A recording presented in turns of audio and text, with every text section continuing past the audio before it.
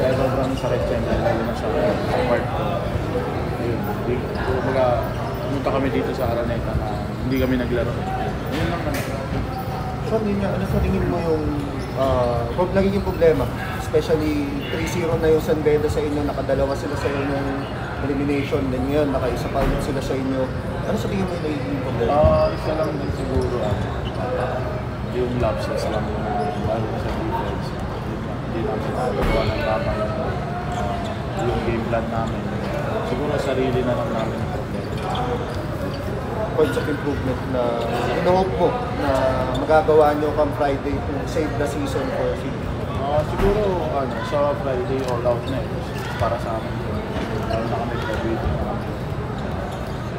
Lagay lang talaga yung best. Yun lang. Sean, meron ba lang mga good habits na or good practices na pwede niyong ma-pick up this game kahit na talo na hopefully by Friday mag-translate naman sa panalo? Siguro kung ano lang yung naging strength namin today. Yun lang, siguro konting improvement lang para madala namin sa next game. Sean, kamusta yung locker room nyo after? May niremind ba si Coach Charles sa akin? Niremind na lang naman na yun naman yung kagandahan ng format ngayong season. Yun nga, may game to pa, so may chance pa kami makabawi kung ano ba talaga yung pwede mangyari next game.